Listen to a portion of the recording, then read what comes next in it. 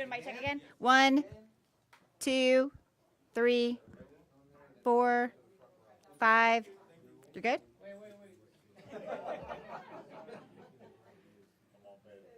Come on, brother. Come on. 1, 2, 3, 4, 5. Everybody's good? And can we get that sheet for the WeTransfer set up to the front, please? Okay.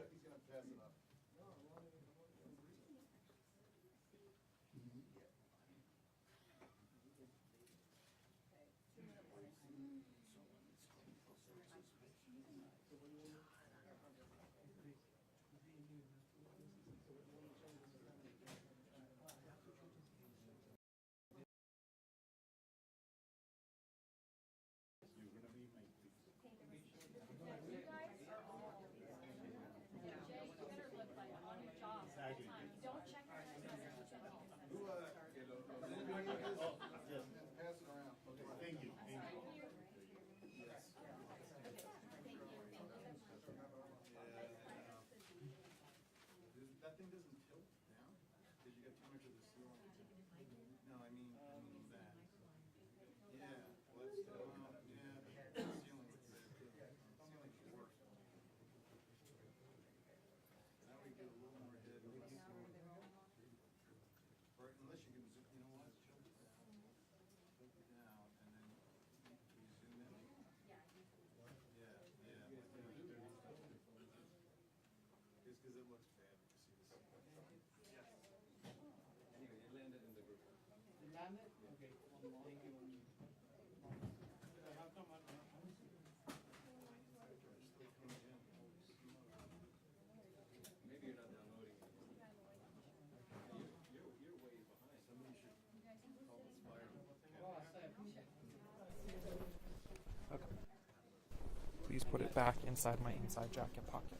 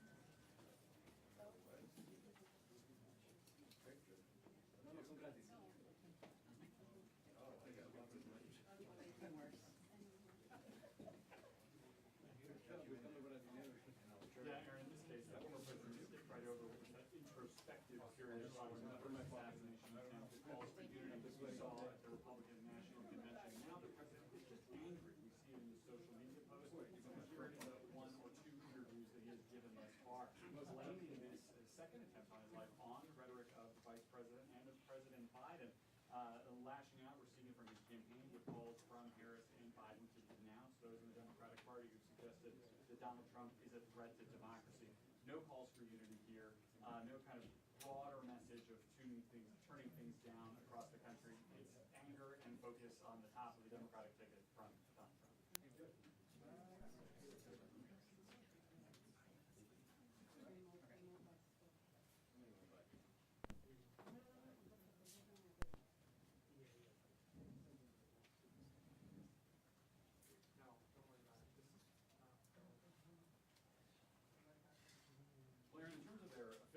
schedule, the answer is no. The campaign's been very clear that Donald Trump's going to continue with his campaign events this week. He's got a town hall in Michigan tomorrow.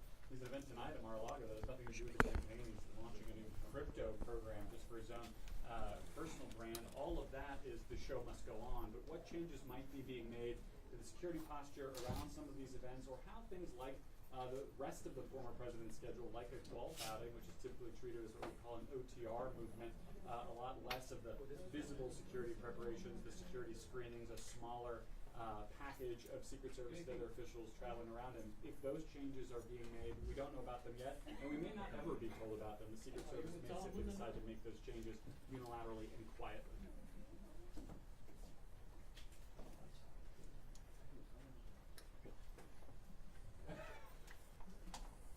Are we good to drop? Copy, thank you. Nick, 1 2 3 4 5 5 4 3 2 1. Do you hear? Copy. Hey, dropping and dialing into specials. Copy. Here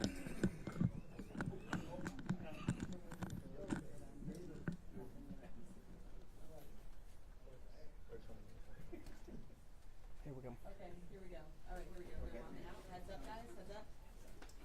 Okay, guys. Garrett's latched, and it looks like they're about to come out. 5, 6, Yep. 7, 8, 9, 10. But we are getting underway, so you're not going to hear from me for a while. Here we go, guys. Stage yourself like one on one side, and then the other one on one side of the same. Yep. Yep. You have run 53, run 46, run 166, and run 230 for cuts with Julie.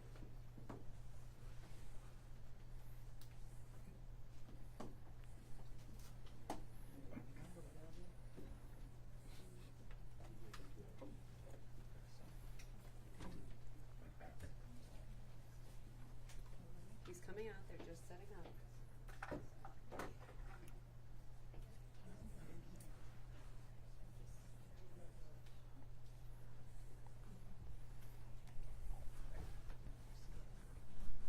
Okay, we're coming.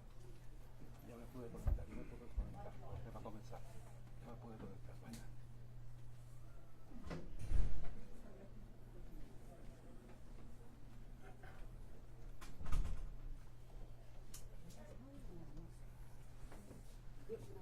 Sheriff is walking out now. Here he comes. Sheriff is walking out now.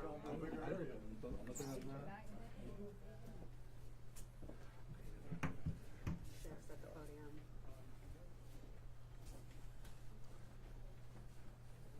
Okay, just a couple little housekeeping things here, in case you haven't been with me at a press conference.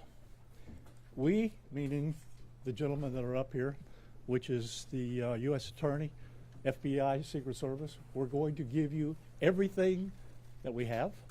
We're going to give you the latest updates. They're going to tell you what's going on with the investigation, everything. And we're going to do a limited amount of questions. So make them good, right? Don't get into what if and all this. Get legitimate questions. We got it? Yes, sir. Okay, everybody ready? Yes, sir. Okay. We're here today to give an update on the investigation in regards to the incident at Trump International. With me is the U.S. Attorney, the FBI, and the Secret Service. Just to give you a little information, as you well know, the road down there on Summit is still blocked off. It will be blocked off probably for the remainder of today and probably a good portion of tomorrow until some of the investigative things need to be done and finished. But we're accommodating people in and out, getting them to the library, getting them to the post office, so the public is not going to be that far inconvenienced.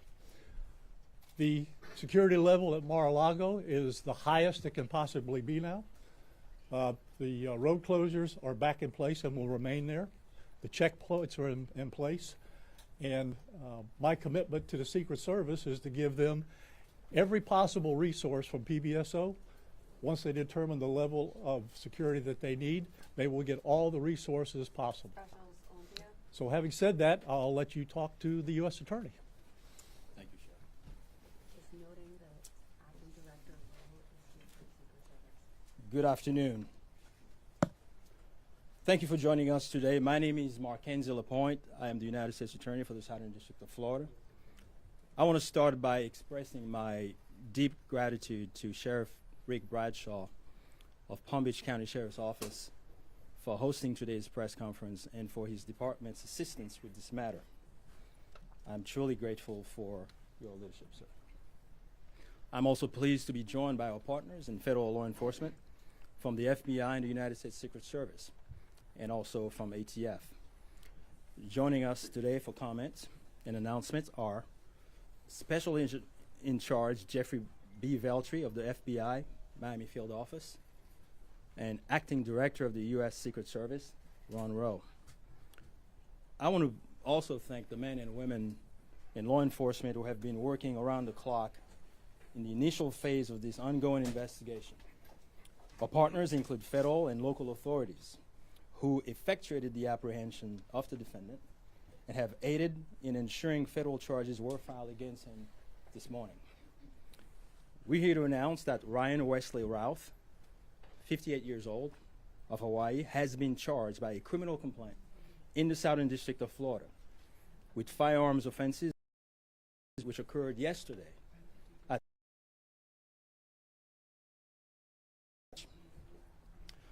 Routh was charged federally with possession of a firearm by a convicted felon and possession and receipt of a firearm with an obliterated serial number.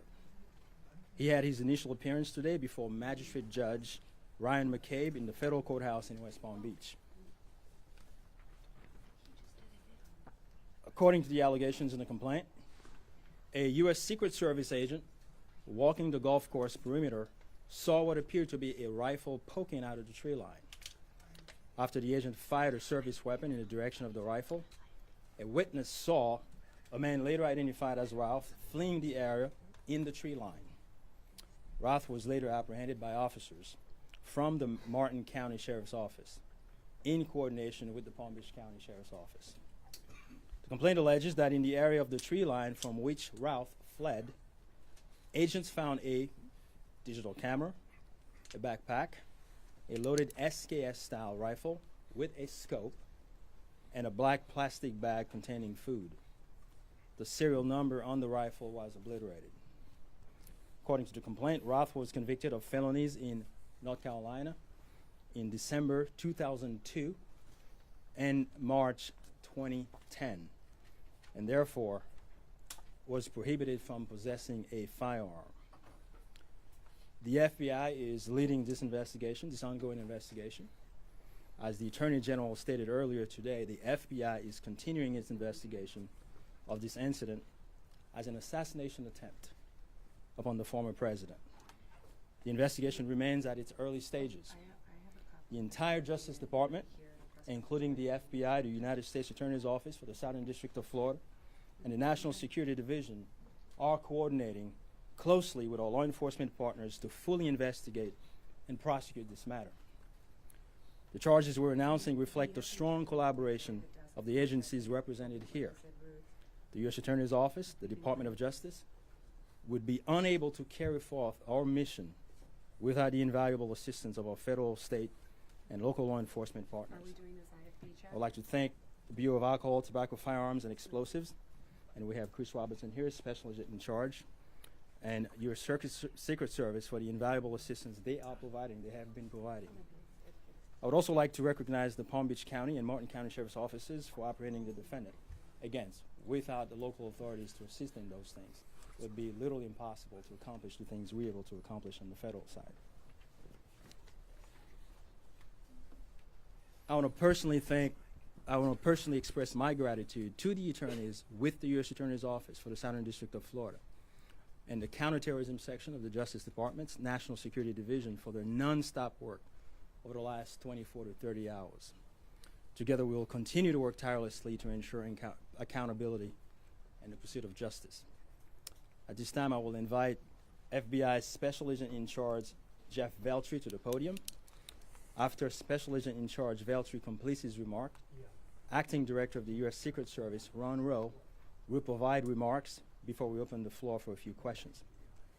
On our end, given that this is a pending matter before the court and the investigation is ongoing, all comments will be limited. Thank you very much.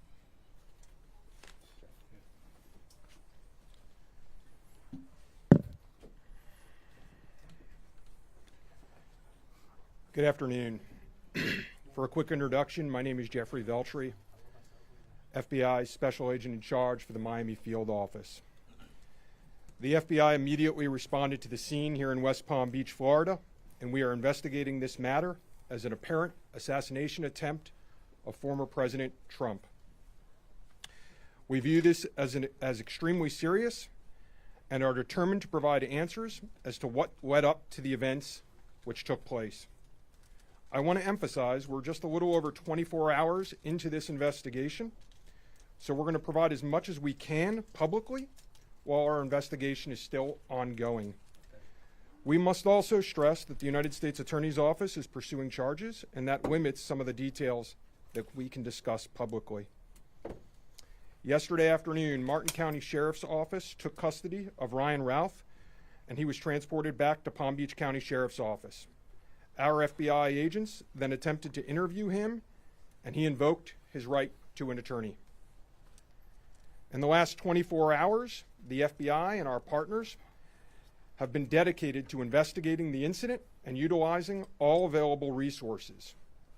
These efforts have included our investigative team and the United States Attorney's Office for the Southern District of Florida, in conjunction with DOJ's National Security Division, are actively working hand in hand to pursue and subsequently execute search warrants. Thus far, the warrants include a video recording device, subjects' cellular devices, a vehicle, and other electronic devices located at previous known addresses. We are coordinating with the United States Secret Service to complete numerous interviews of agents on scene.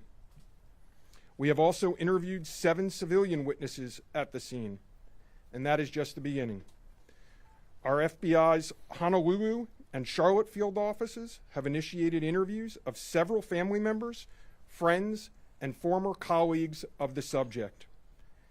FBI has deployed several specialty teams and assets from FBI headquarters and our lab division in Quantico to include evidence and critical incident response personnel. The evidence response team is collecting and processing multiple evidentiary items. These range from the rifle, which is an SKS model with a scope and obliterated serial numbers, to 2 bags, the subject's electronics, and what appears to be ceramic tiles. DNA has also been collected from those items, which are being sent to Quantico for testing. We will also process the subject's vehicle for evidence. The Cellular Analysis Survey Team, what we refer to as CAST, conducted thorough analysis of the subject's cellular device locations.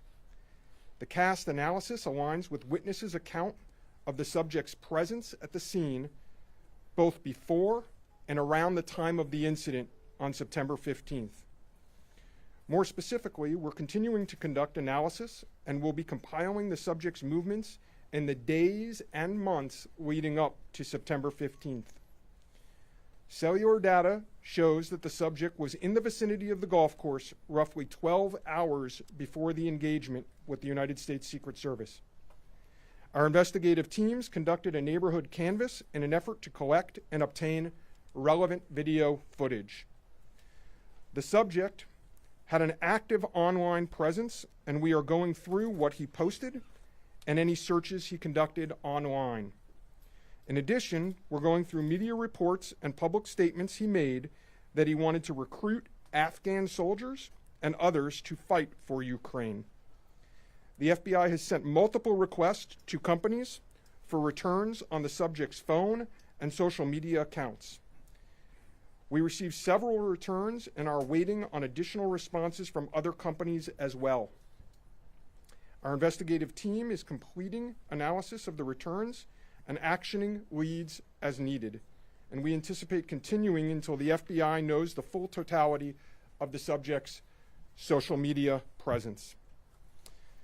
By way of his background, in 2002, as the United States Attorney mentioned, the subject was charged and convicted in North Carolina for possession of a weapon of mass destruction.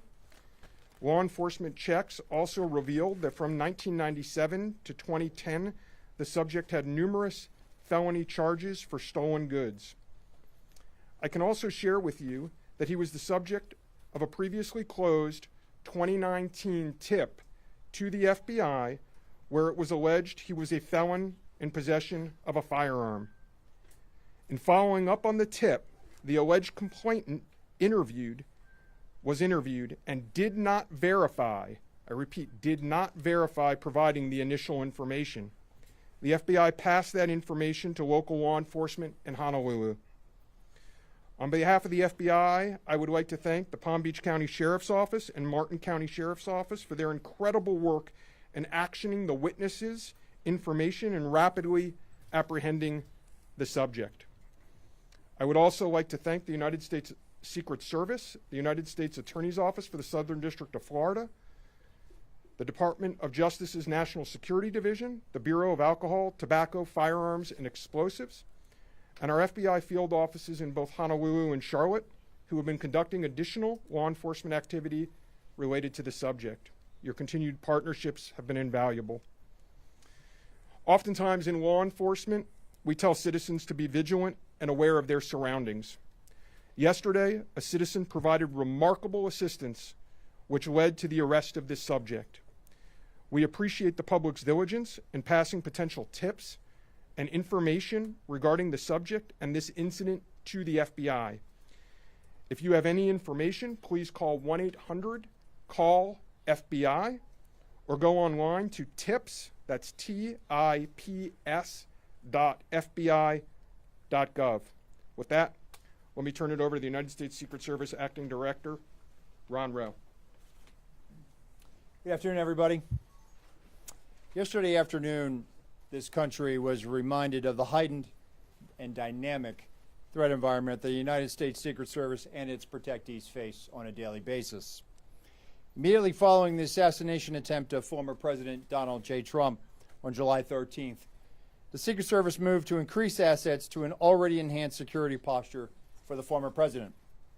In the days that followed, President Biden made it clear that he wanted the highest levels of protection for former President Trump and for Vice President Harris. The Secret Service moved to sustain increases in assets and the level of protection sought. And those things were in place yesterday. At approximately 1:30 p.m., former President Trump was playing golf during an off-the-record movement to the Trump International Golf Course.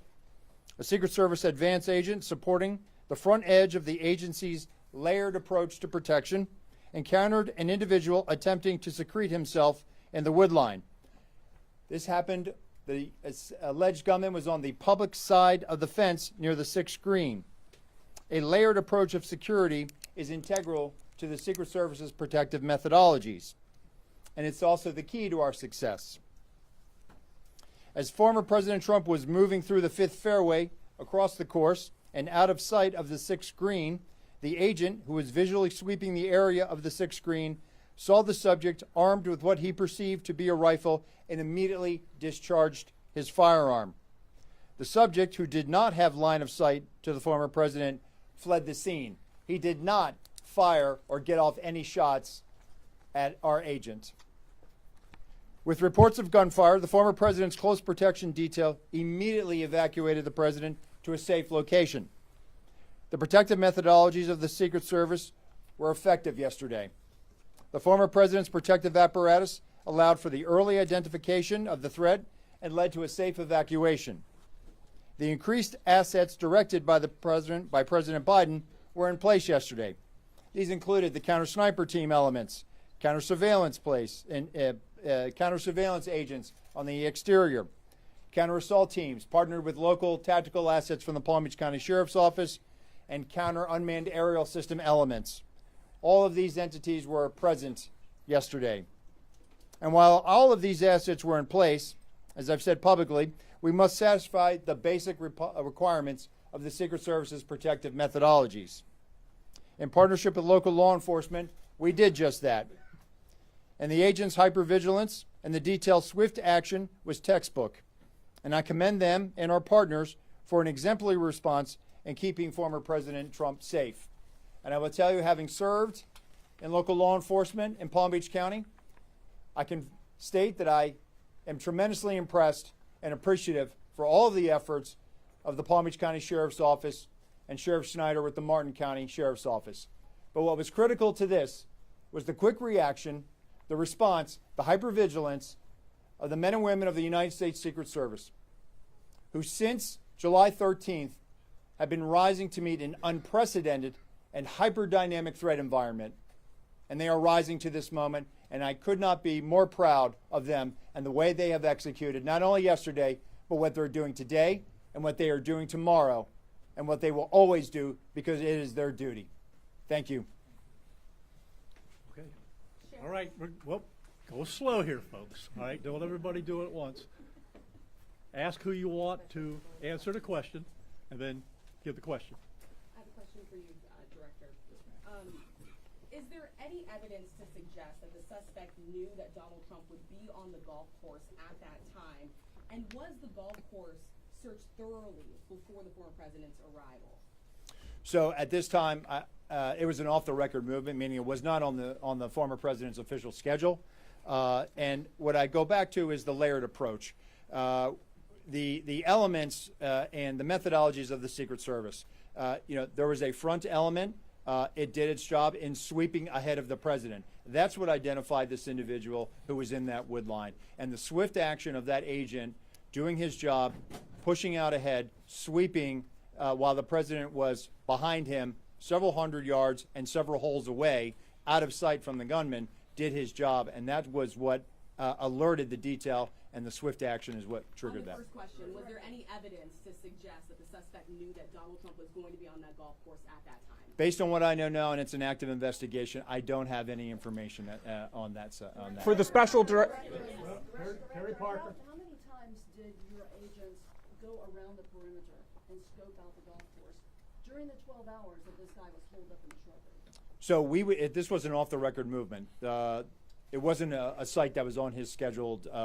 It wasn't part of his schedule. So there was no posting up of it because he wasn't supposed to have gone there in the first place. Garrett Haig. Have you briefed former President Trump on your findings so far, and has his campaign asked for any changes in his security going forward after yesterday?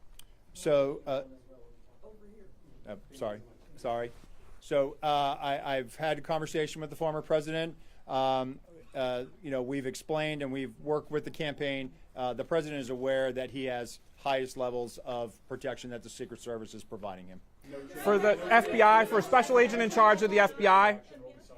We constantly evaluate based on threat. And yesterday what we show is that our agents and our protective methodologies, and there's a lot of tactical assets in place, things that have been put in place as a result of what happened 60 days ago, those elements are working, and that demonstrates the redundancies that we have. And so we constantly evaluate. We'll of course, look at this and see what lessons learned from it. But as of right now, we are constantly evaluating that threat. And if we need to ratchet up additionally, we will. For Jeff Valtry? Do we know when Ralph arrived in Florida in general, when he arrived in Palm Beach, the area? That's a question probably for the FBI. If he's been at the golf course prior to this scoping it out. We're in the process of collecting a lot of evidence, and that will be part of that investigation to determine his whereabouts going back quite some time.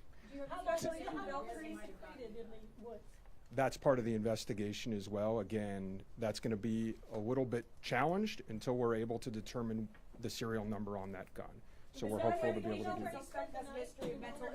We're still looking into that. The sheriff mentioned about the highest level of protection that they would lock down the golf course. Was that a miscommunication then, being that President Biden ordered the highest level of protection? Okay. So here's the deal. When it comes to Secret Service protection, we provide the highest level. So, for example, yesterday, counter-assault team elements. I'm not going to go into the number of personnel that we have out there, but we have the highest levels from Secret Service. When we work with the Palm Beach County Sheriff's Office, like, for example, yesterday, during that emergency action response, we had their local tactical team assets partner with our local tactical team assets. We had their helicopter up in the air, providing us 360 and situational awareness of the overhead for if there were any potential threats coming at us.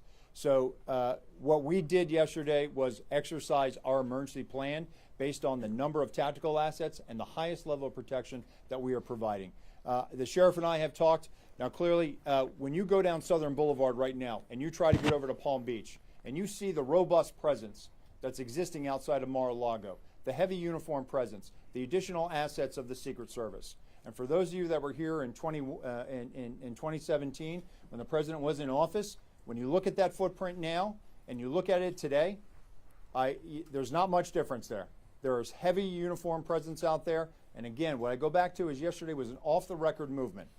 Off the record. And the president wasn't even really supposed to go there. It was not on his official schedule. And so we put together a security plan, and that security plan worked. For Special Agent in Charge Valtry,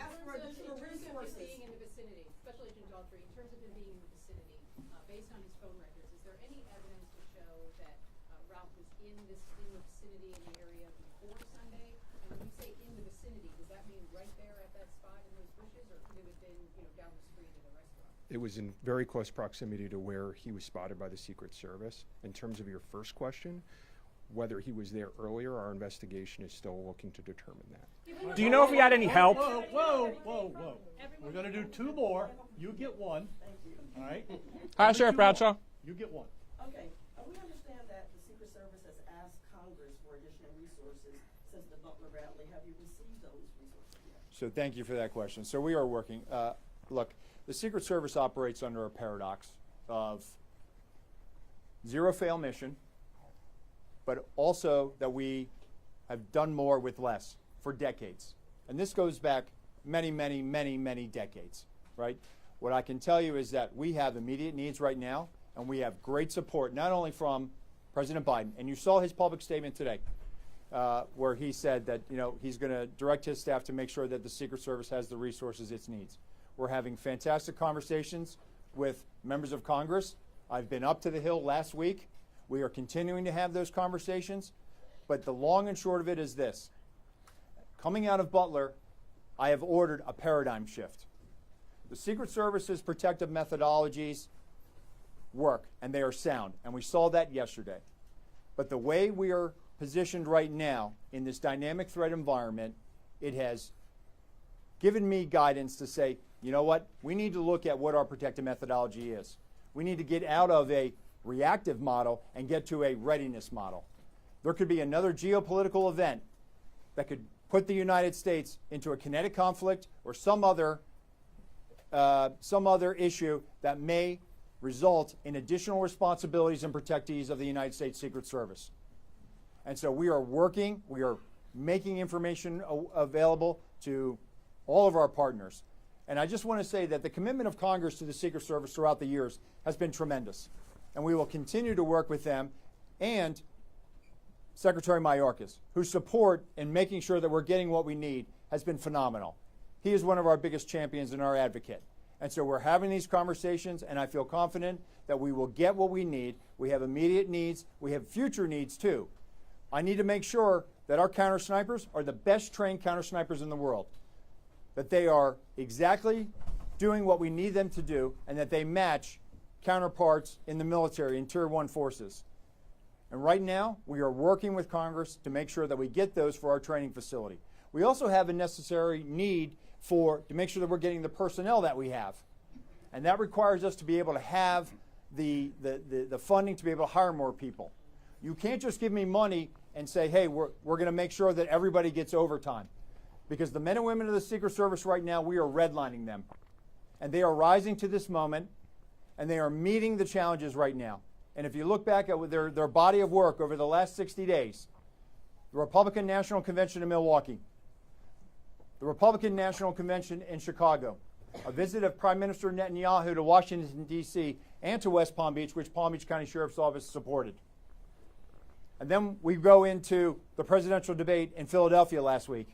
And for those in the media that have been to a national special security event, if you saw the National Constitution Center last week, what you saw was pretty much a mini national special security event with the number of assets that were on that perimeter.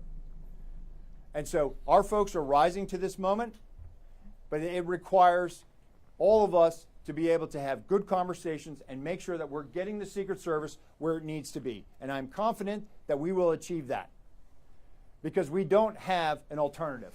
Success, we have to have it every day. We cannot have failures. And in order to do that, we're going to have some hard conversations with Congress, and we're going to achieve that. Last question. One more. For the special agent in charge of the FBI, Yes, sir.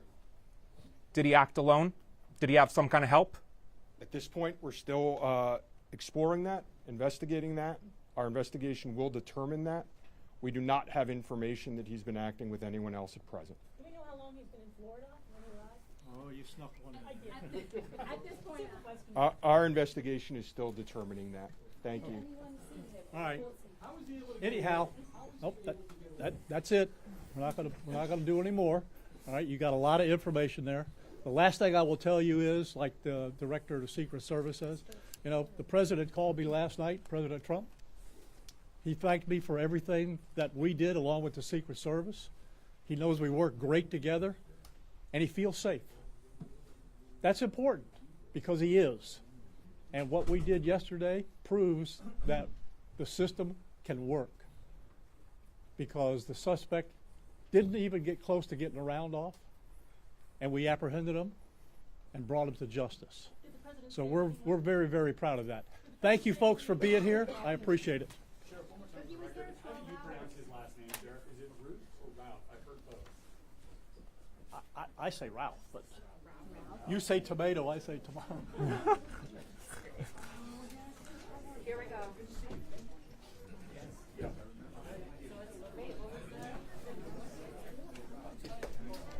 Two. Two? Two. That's it? Only two.